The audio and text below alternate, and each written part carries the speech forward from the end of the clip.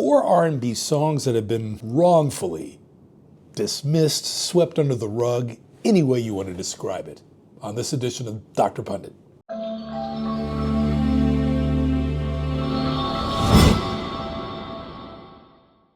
Hey, I'm Michael Douglas. Welcome back to Dr. Pundit, where we talk about music, not medicine.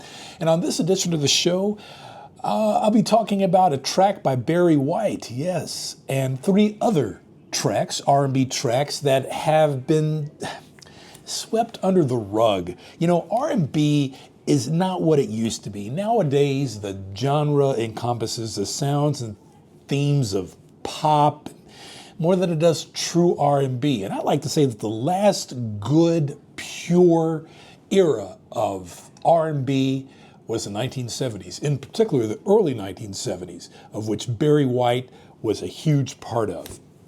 Now, this whole kind of pop-leaning R&B in the decade of the 2020s, and you could basically go back to the turn of this century if you wanted to encompass what I think this really means.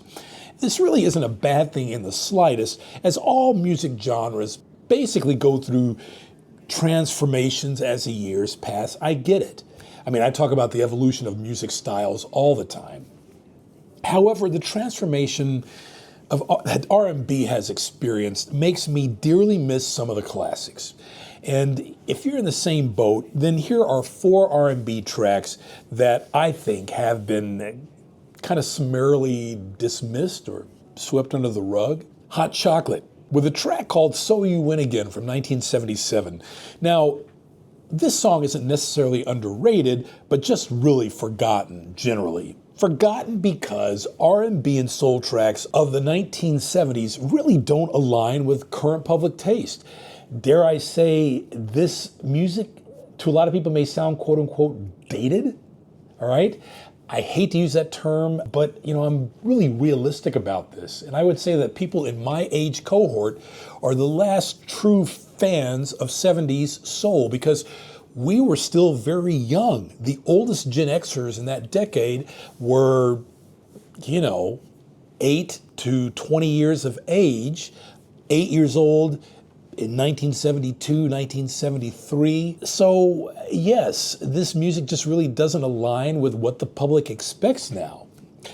And that's a shame because this track from Hot Chocolate makes your mundane car ride home less so and turns into a joyous sing-along. This song peaked at number 31 on the Billboard Hot 100 in 1977, and if you're unfamiliar with Hot Chocolate and want to be more familiar, well, check out their hit singles, You Sexy Thing, Everyone's a Winner, and Emma. Those are three big tracks by them, and you will not be disappointed. A lot of funk and soul, typical of mid to late 1970s fare. What would soul music be, true R&B music from the 70s, be without Funkadelic? And do you know those songs that are nothing but pure and raw emotion? Well, one of those is the 1974 single by Funkadelic called Standing on the Verge of Getting It On.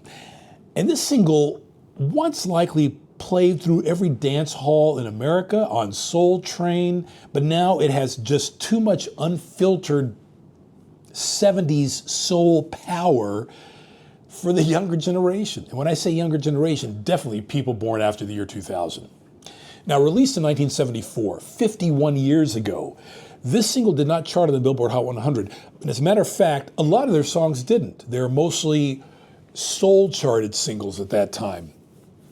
So even at that time, they didn't have a lot of crossover. That being said, Funkadelic is an incredibly raw, underrated band. And as the years have rolled by, the fact that has been just really bolstered with time. And after you watch this episode, you'll help change that. A track from the 1960s here, Your Love Keeps Lifting Me Higher and Higher. This is a track that was redone by Rita Coolidge in the 1970s. She took it to number 2. But if you want to rejoice in the fact that you are in love, then there's no better song than this one. Released in the spring to early summer of 1967, Jackie Wilson's song is pure joy. And for that reason, this song deserves a major comeback and should be introduced to a younger audience. Just a really great feel-good 60s soul R&B track.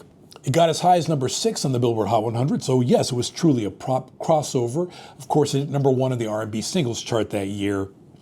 And like I said earlier, Rita Coolidge thought enough of it to bring it over into the 1970s, the late 70s, when she peaked at number 2 with this song. And finally, as promised, Barry White. And one of his biggest pop hits outside of the number 1 hit, Can't Get Enough of Your Love, Babe, and the instrumental song that he took to number 1, Love's Theme. This track, Never Never Gonna Give You Up. You know, if you've seen the movie Shaft, which came out in 1971, then you know the sound of 1970s R&B, what that truly is. One person and one song encompassing that very sound is Barry White. And this song from 1973, Never Never Gonna Give You Up. It's intoxicating, it's steamy, it's catchy. But to be catchy, you have to listen to it, and listen to it, and listen to it. You'll have to find it. Well, I'm telling you about it today. And in terms of chart success, this song was incredibly successful. This song peaked at number 7 on the Hot 100 and number 2 on the R&B charts that year.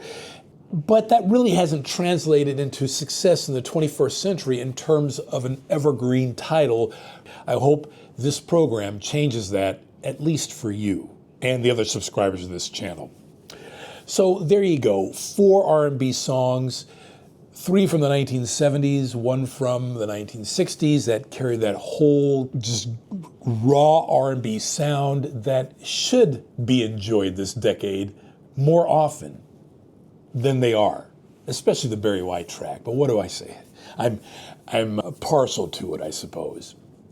So you win again, standing on the verge of getting it on. Your love keeps lifting me higher and higher, and Never Never Gonna Give You Up. 4 great tracks you can put into an impromptu playlist and play it right after you watch this episode. I'm Michael Douglas. If you like what you see here on the channel, please don't hesitate to like and subscribe. And as the late great Barry White always used to say, let the music play, which was not one of his biggest hits, but it's one of my favorite tracks.